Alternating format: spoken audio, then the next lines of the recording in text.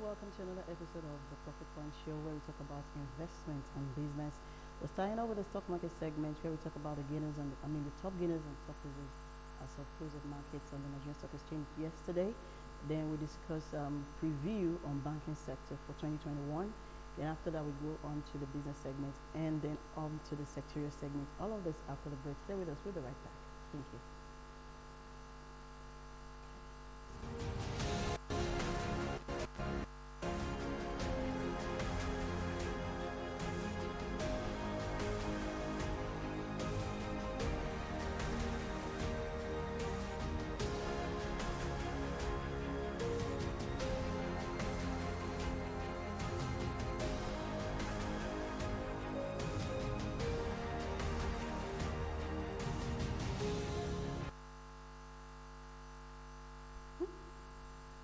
Welcome back. It's the Preference here, and this is the stock market segment. I have in the studio with me Ambrose Omodium.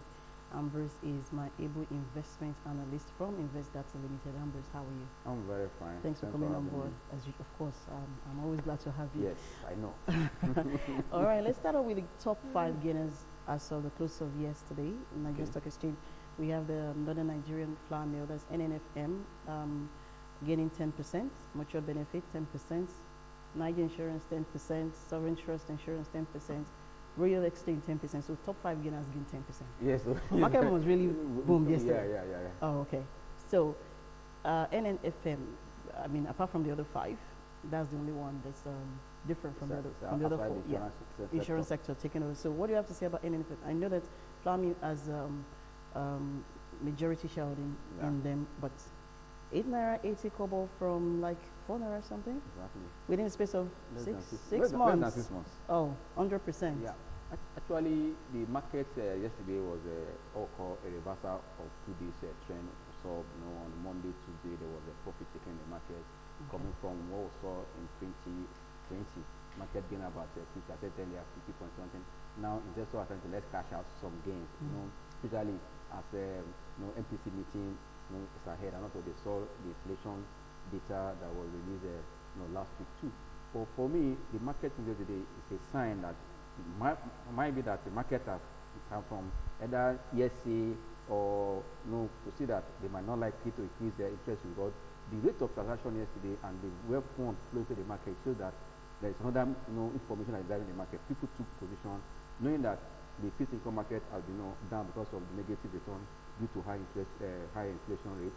And also the only way you can edge also your inflation is through buying stock that you know that the yields are high, and also further the fund entered the market yesterday, like what I told my follower that the smart money is like marking up the market again.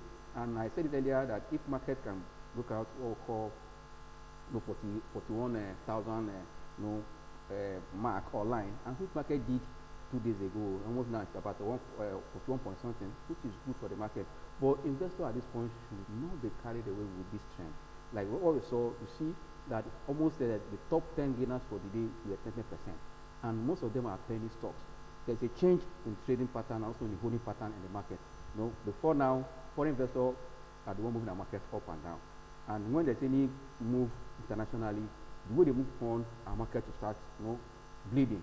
But towards middle of 2020, the Nigeria institutional investors grab the market from foreign investors, and now the nature of their fund also is long term. And you see, they are also looking at this market between now and end of April is any season, and as from February we start seeing the early filers bringing results out. They are still watching to see these numbers, and if they are making 7% yield in equity compared to what they wait for a whole year to make 3.something% in the other fixed income market, decide to hold on. Let's see the outcome of this number. And if you can look at the number that in the market for many of the quoted companies, there's improvement in some sectors. And now there is a clear that these people that hold the market, the job market, are not ready to sell off now. They are still waiting to see the final result. And if it comes and it beats the expectation, market will still go up again. And that's why investors are thinking about this is not time to buy any hard stock. Those stocks that are wrongly priced, that I call them mispriced stock now, and where investors and have financial to pay good dividend, where investors should be looking at. There are some stock that yesterday the way they move shows that there's something on this stock, and they are in that sector, they have been on their price or looked down because of that. Those are ways you look at. So far, there is what fundamental. Like you show that now it's income investors by the market, dividend investor. Take position in those dividends. So when results come, market react to it, you come out. That's why if you have not gotten our margin any season, this is the time to get, because you know when to be in stock. Because when you are waiting to see number, you might not benefit from it. But those that are smart investors know when to be in stock towards any season. You know where the support level should be, or the breakout level should be before you buy it. If you know all this, you position right to see that when results come to the market, as markets are reacting to that result, you are smiling back to your bank, smiling because you are positioned early. Learn how to master the market. Once you know how to invest profitably in the market, using that market any season, every season of earning, whether the first quarter, second quarter, third quarter, full year, you'll be making money for yourself. That's why if you're not getting that material, this is the time for you to get that material and position well for this coming earning season. And this is for us, this is the highest earning season in the market, Nigerian market, because many companies are saying how December as year end, and they want to release the result between February and and early March, early April. Sorry. On that note, if you want to be in those stocks before results are coming, don't say that you want to see the result first. Anybody that's going to see the result already, that means you are still a baby investor. You want to see, but you know by now whose companies will give you what's expected, because you have seen their first quarter, second quarter, and third quarter before now. Now you give them when to be in stocks and when not to be in the stock. Don't just follow bad wagon to invest. That's why investors that will please that have investment go, your exit strategy and your entry strategy. Well, the question I asked was about the top 5 winners, though. And you can see that insurance sectors, there were 4, and NNFM was just 1.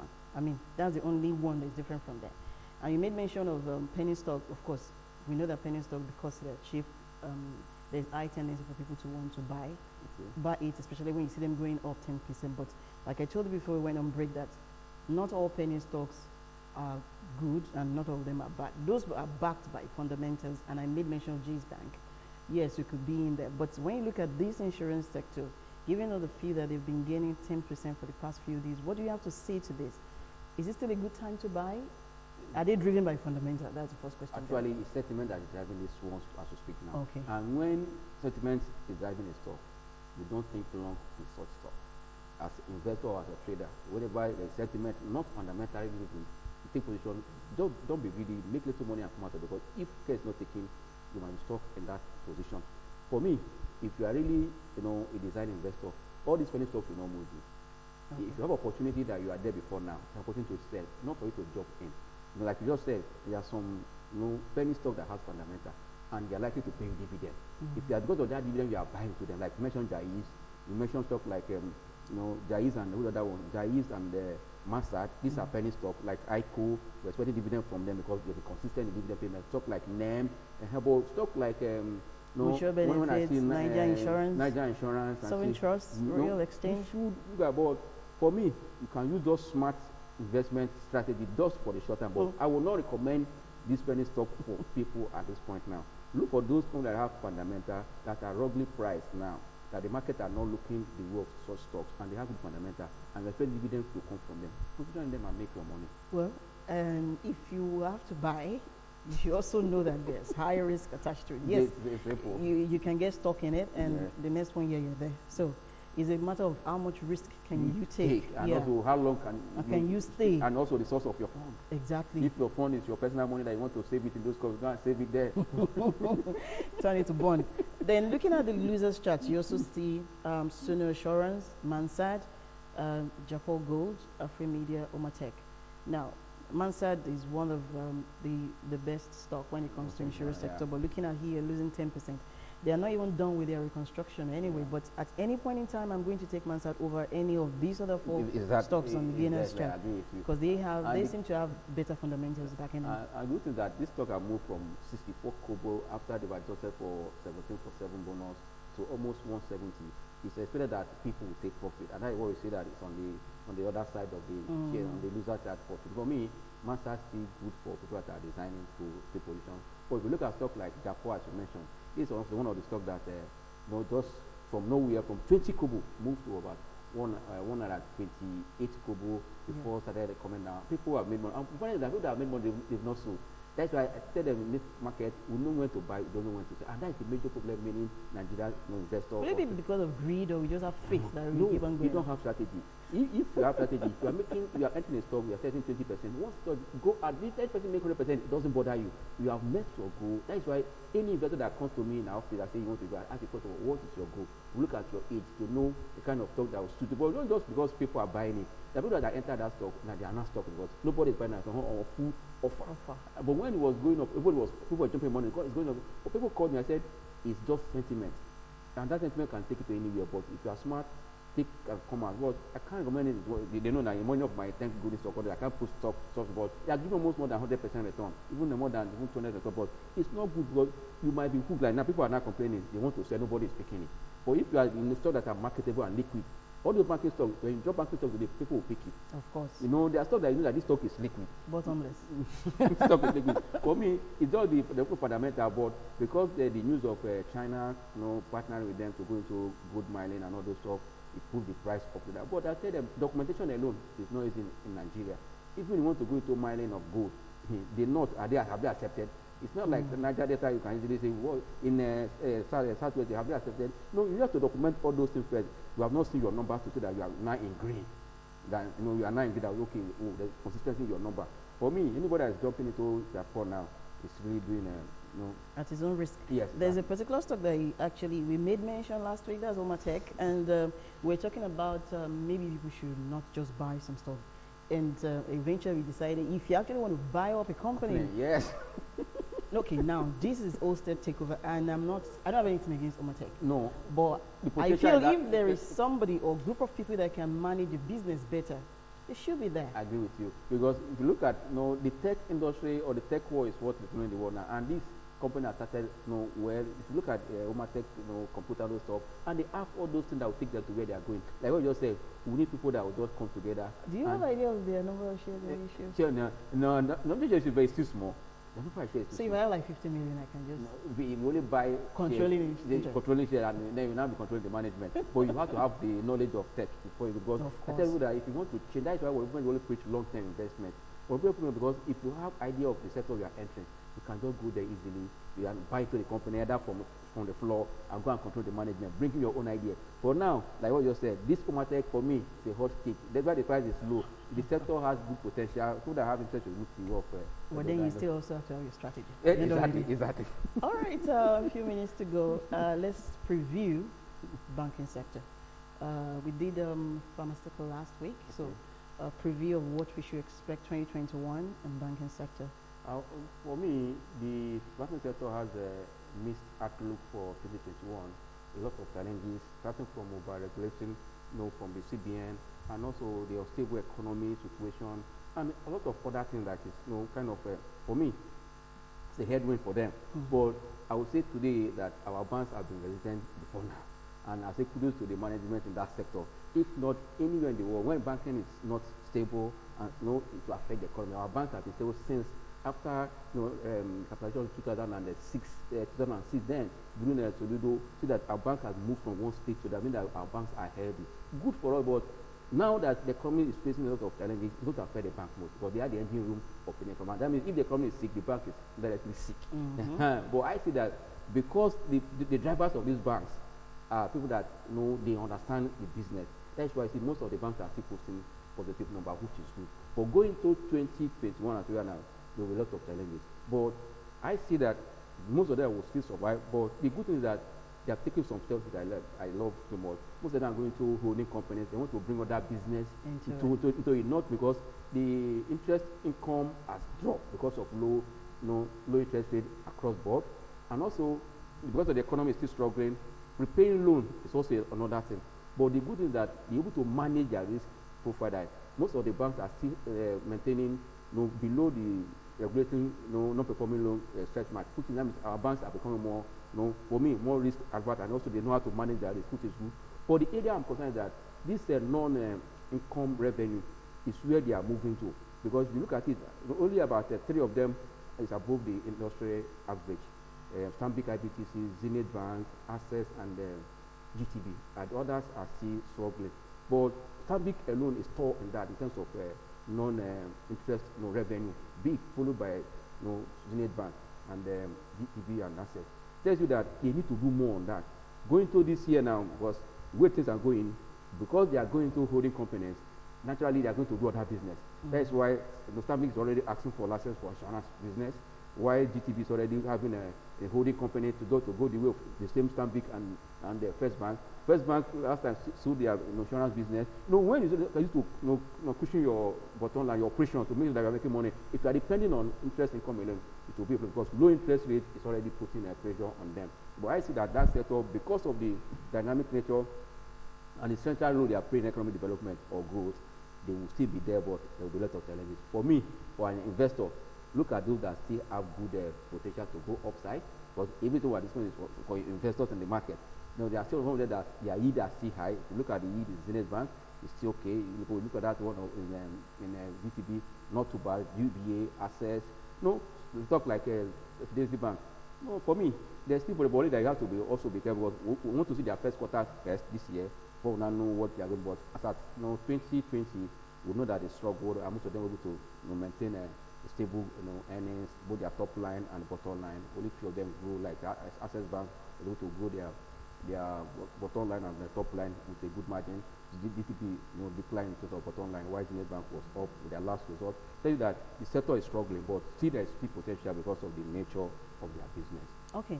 I like to say I'm glad for the kind of CBN that we have right now, because aside what's going on in real time outside, I'm talking about the stock market itself, which is driven by information and what a CBN governor says. We've gone through an era whereby a CBN governor says something and the whole banking sector came down. So we need to say thank you to the current team for managing information, because once the banking sector begins to have problems, the whole market begins to go down. So we also need to be grateful to them. Then when you talk about holding structure, they want to go into other businesses. There was a time these banks had insurance sector, they had other businesses, and regulation came that they should divest. So now they're meant to come back. Are we not seeing policy somersaults all of a sudden? No, coming back now, it's not that they are giving them another universal license. Before, I was using what we call universal license. You can do other business. But now, they are coming, that is why I tell you that you need to follow what is happening in the market. They trend in the market. Now, they have what they holding companies. That means, under, like, let's take Stanbic as example.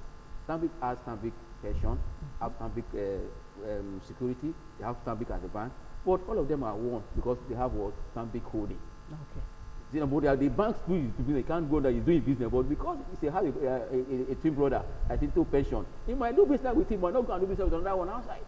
You get me now? The phone is still be rolling around there. For me, these are what the banks are waiting on. Let's change our operating strategy.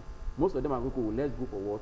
For new holding strategy, because they see that it's paying off some. That is why GTB now is coming up for holding any moment from now. Even from next year, they will now make it officially and they will be listed there with their holding company, because they want to go into fintech, all those stuff. They know area that they have strength. That's the only way to go. If you like to depend on interest income, most of the banks will be struggling in 2021. But good thing is that if the economy improves, the bank will make more benefit from any of all you are saying. Because if the economy improves, more activity, more business, people will deposit more money, more borrowing and all those stuff. But for now that there's little economic recession and we're struggling little, but I know that before the end of Q2 by God grace 2021, we should be out of recession, and that will also give the bank an attention. But between now and end of Q2, I think the bank will still struggle a little. But those that are proactive are also taking measure that tech where you spend less, because that is the thing. Because when during the lockdown, banks are still making money. And this area is where I see that the technology is going to help banks to go into the new year. Apart from regulating challenges, headwind here and there, no political or social rest. But we believe that the bank will still survive in this year. Yeah, if they could survive the Sanusi tsunami, I'm sure they can survive anything. Exactly. Thank you very much, Ambrose, for coming on board. All right, this brings us to the end of the stock market segment. We're going to break, and when we return, we go into the business segment where we talk about branding for business. We'll be right back after the break. Stay with us. Thank you.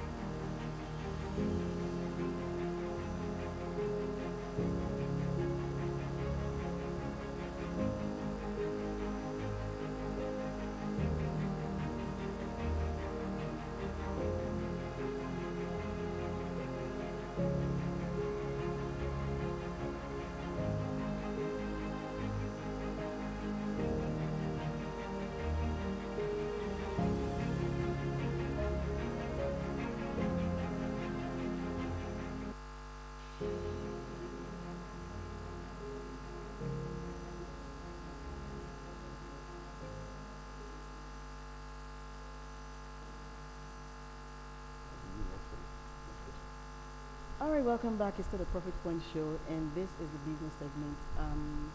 We're talking about branding for business.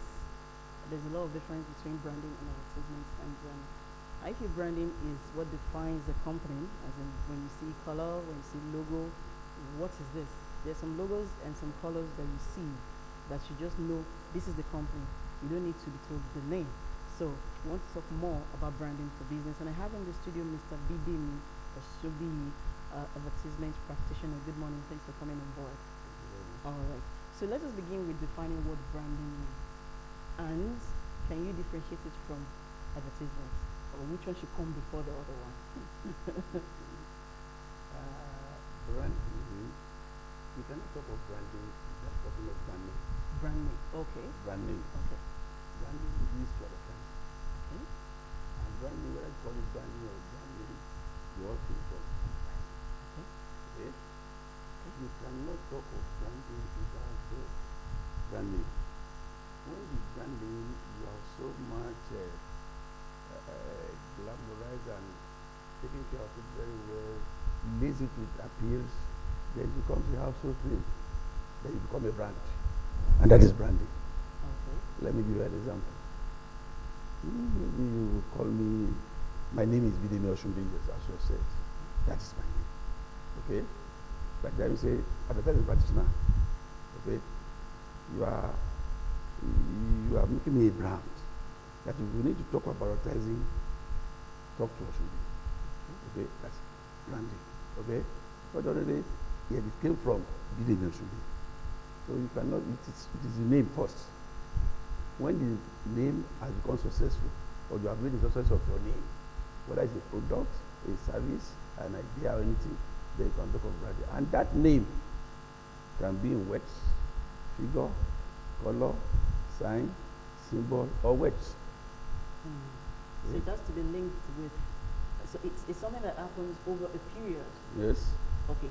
That means it's also possible for you to have a bad brand name. By yourself, Oh, yes. okay. By the time the brand is no more, there is gone. And once you are no more popular. Okay. Okay? Okay, so as a business that is just starting off, how do I build a good brand? Since it's not a sprint, it's a marathon. So how do I build a good brand? Aside from having quality products, Yes. yeah, there are many companies with quality products and they are nowhere to be found. People don't even know. So how do I build a good brand, a respected one in the market? Like I've said, the first thing is quality. Quality one. Okay? Okay. Even if you are not, if you don't have quality in your product and you try to do the brand, it will fail. You can't tell lies. If you tell lies every time, people will know. That's this also a man- brand. Yes. You are known to lie. That's it. That's it. So Okay. the first thing is the product must have a name. And to have a name, the name must not have connotative meaning. Those are one of the qualities when you are working towards branding.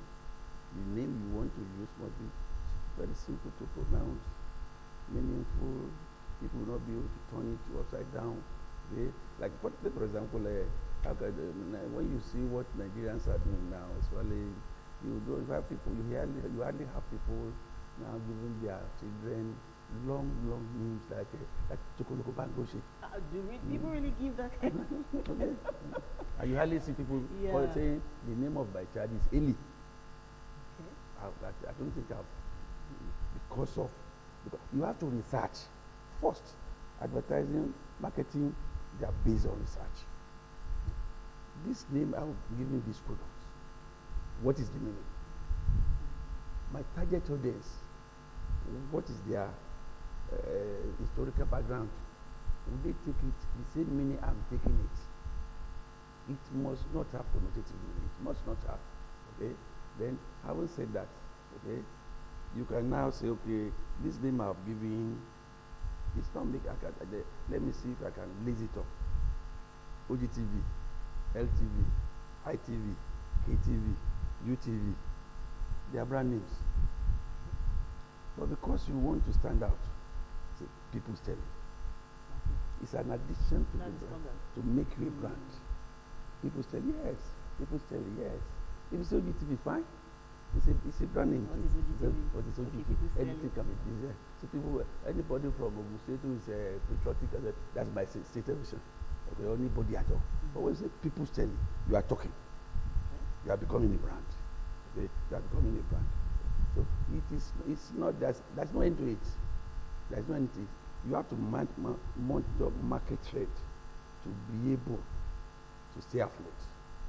The essence of going into business is for your product to be a market leader. A lot of people end up being market challengers. Okay? But our target is we want to be a market leader. So and the brand name is the number one. Once there's a problem with the brand name, forget it. So from the brand name, you now put in order. You now start listing it to appeals. Why people want to buy a product? People want to patronize you because they are getting satisfaction. And that satisfaction can only be conveyed to them through appeals. When you list your brand name with appeals, okay? OGTV, people's telly. That people's telly is an appeal. That's okay.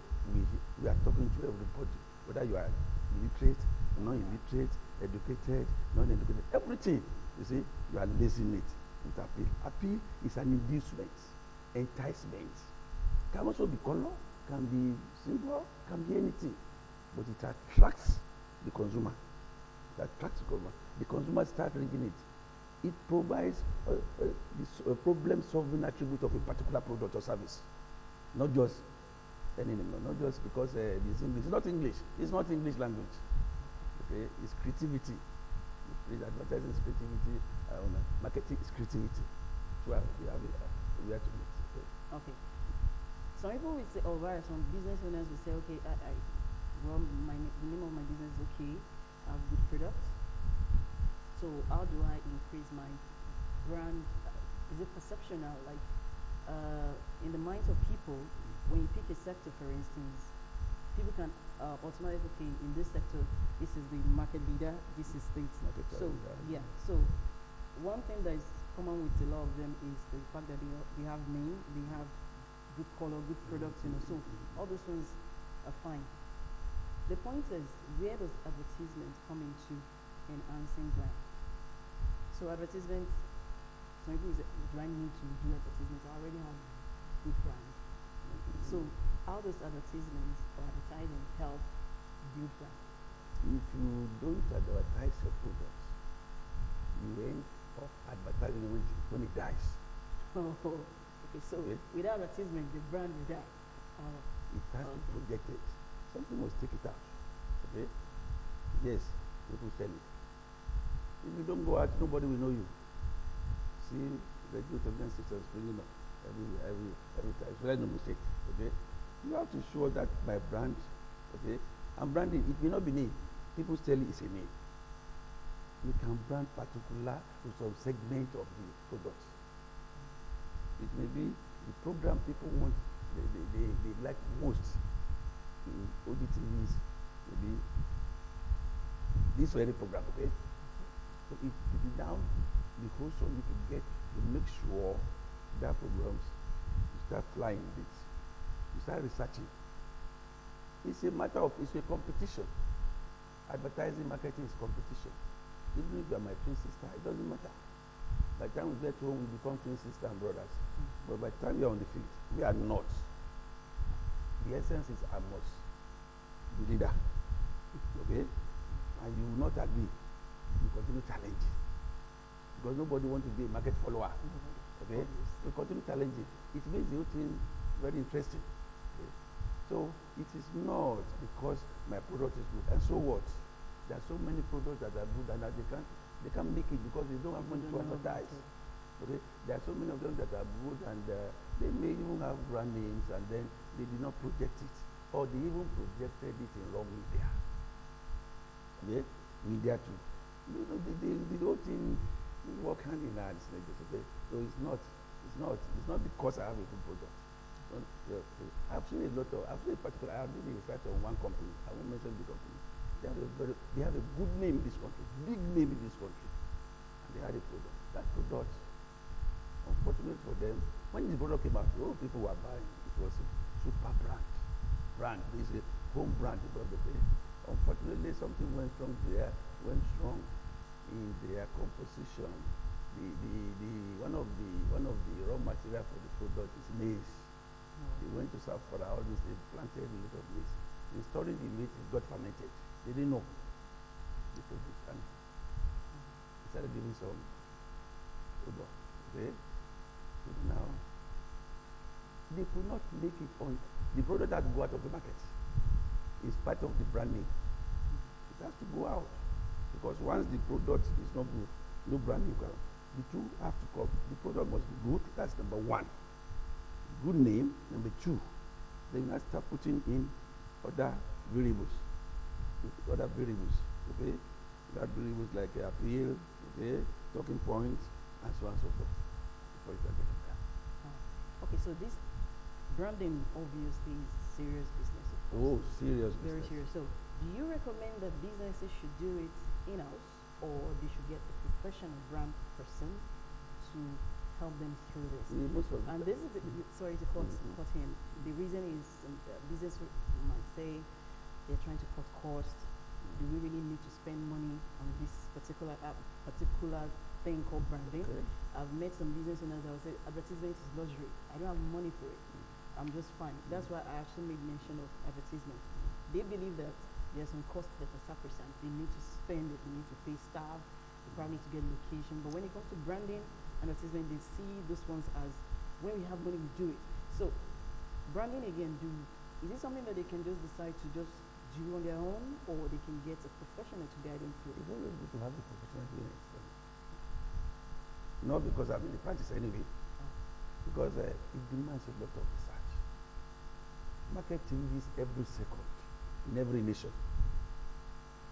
When you travel and you go down the Murtala Manhattan Airport, from Airport to maybe Ikeja proper or Victoria Land, if you are the type that is in this business, you can know the economy of Nigeria.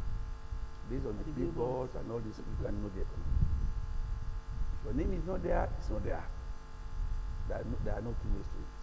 If you have a good brand name, okay, and you are not there, problem. If the fellow, the foreigner or the stranger choose on the television or radio, 2-3 days, you are not hurt. Nothing. It's what you put on the media, people will now talk. Because we go to the land media that cannot cover that space. Above that means media that can cover millions.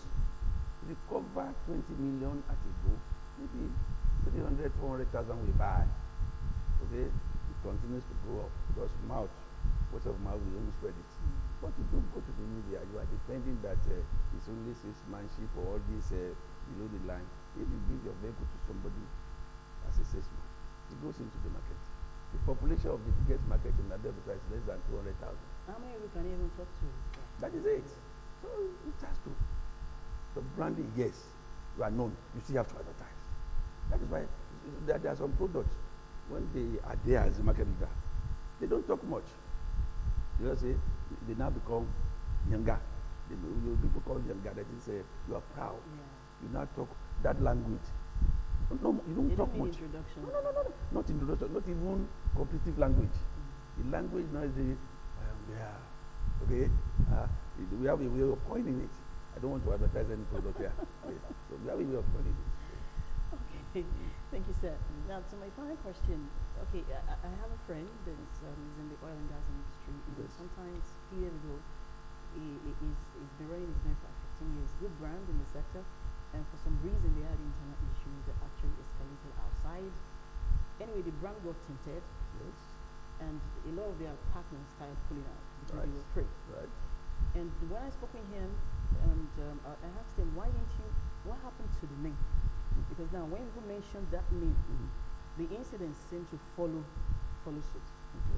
Are you planning on changing the name and bringing a new name and start building a new brand?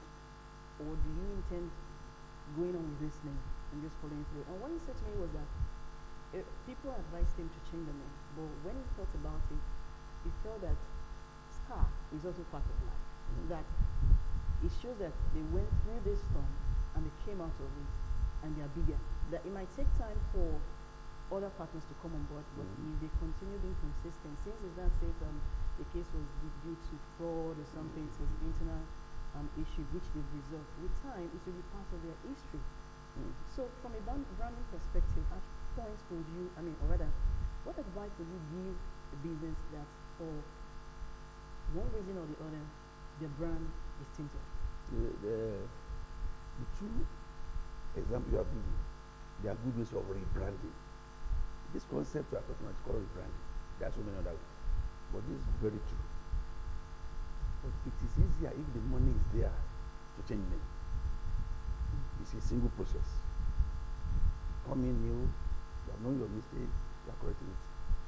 But if the money is not there, and you are okay, it means you are bringing in another profession. For people to know that you have gone through the process and you have overcome it, and you are now okay, the PR one was getting, public research was getting. You had this problem, you have overcome it, you are now here. It works. The two are good. They are processes of rebranding. You can rebrand. Okay? You're human beings. You can rebrand. You have been going most of the time in Babaniga, Agbada, okay? That's even go for the next 1 year. I want to be council. You say, this man, they cannot say, okay, let me go on to the dinner. It's no more in Agbada. Okay?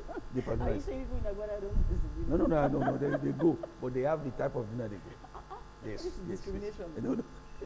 No, the product, we compete to discriminate. I'm here to compete and defeat you. So nothing more. There is no other language. There's no other language. Okay. I'm branding from the concept.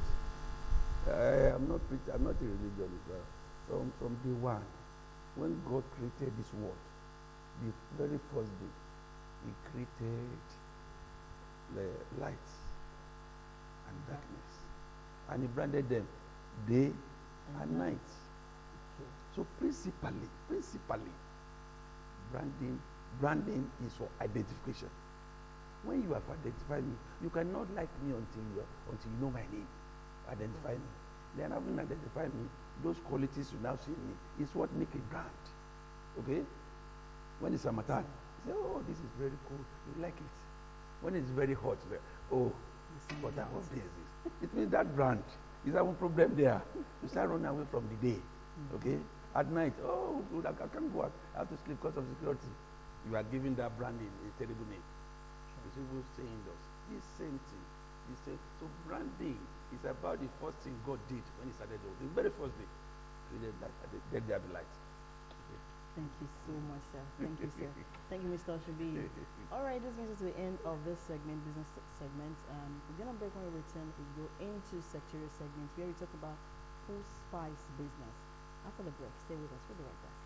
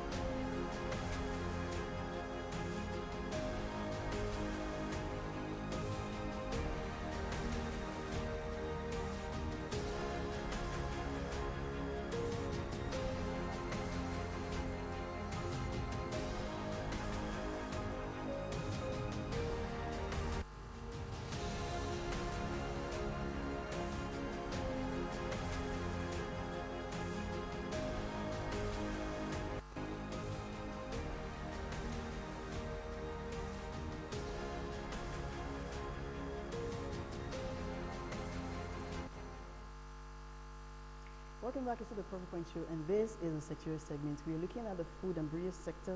Case in point, food spice business. And I have in the studio Mr. Oluwole, a food spice businessman. Good morning, sir. Good morning. I was actually expecting you to bring spice for me, but No, you get as much as.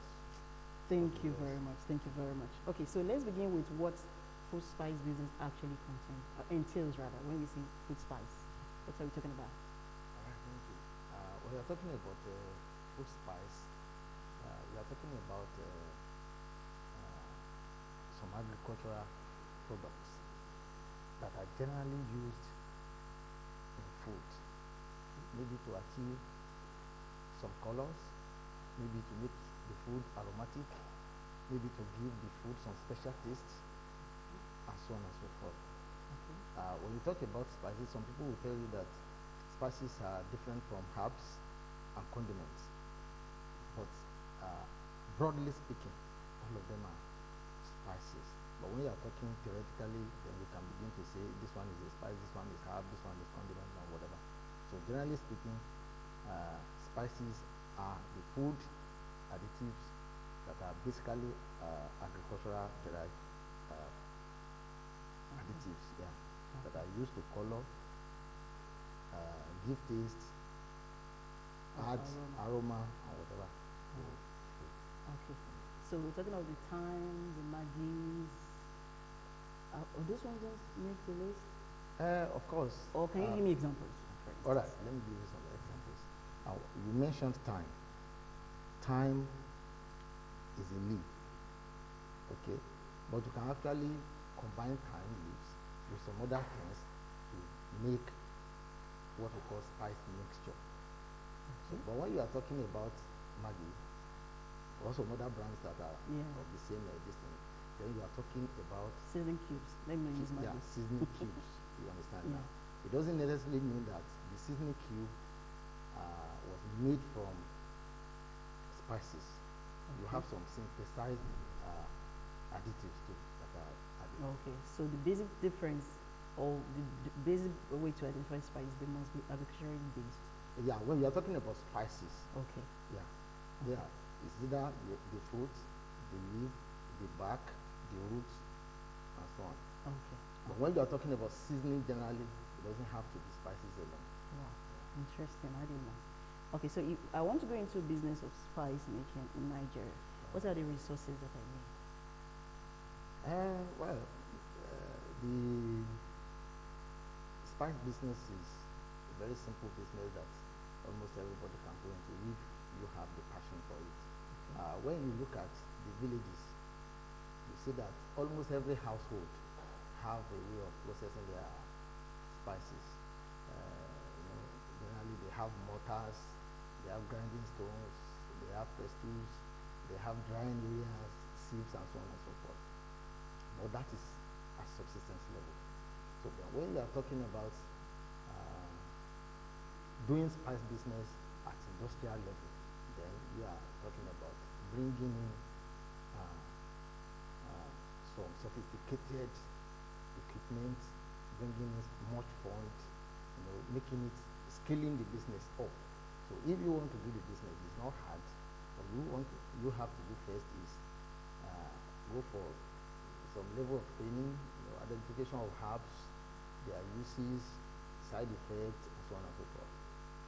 The reason is because there are some spices that can spoil your business if you don't know how to handle them. People just think because ginger is generally acceptable, people eat it, they drink the tea and whatever. So there is a level of it that is actually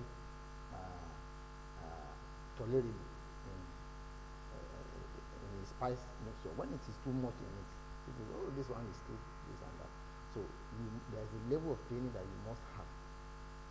And beside that too, you need some funds to probably acquire some necessary tools. Talk about your dehydrator so that whatever you are going to push into the market there does not grow molds. You talk about something that will remove the stone, we call it the stoner. You talk about something that will break it into smaller pieces, the hammer mills, disc mills, and so on and so forth. And then you now come back to how do you present it to the people, to the consumers in a way that it can stay in the house for a while without spoiling, in a way that when they see it on the shelf, it can be attractive to them, and that is packaging. Packaging. Yeah. All right. So, at the minimum level, I'm talking of commercial level now. Like, how much do you think can do this business? Okay, let's even exclude location, because location is dependent on where you are in the country. Assuming you have your location, looking at the spice itself, the machines that you mentioned, the machinery that you mentioned, how much fund do you think can, on the minimum level, run this business? Well, I used to tell people that no matter how much you have, you can always operate the kind of business you want to operate. What will differentiate you from others is probably the sophistication and probably the volume of what you are able to turn out. Even if you have 5,000 naira, you can do the business. But if you have 5 million too, You can do the you can business. do the business. When you go around the street, you see some shops where people make clothes. The clothes Mr. President is putting on was made by someone, right? But the clothes I'm also It was made by someone too. Probably someone with a single machine. So Okay. it depends on how much you are able to source and can you want to start. And you knowing exactly on which equipment to put that money. There are some equipment that probably they are actually important, but you can improvise. You don't have sophisticated one. But there are some that you don't have them, you are not in the business at all. Okay, that's That's the area interesting. you also need some level of training. Training. So this training that you talked about, where can someone acquire it from? The likes of you that already are operating the business, are there schools that actually give this kind of trainings? Of course, we have some people outside there that train people on how to make some food items and so on and so forth. We also have our own training school. I'm not advertising anyway, but we train people in our company.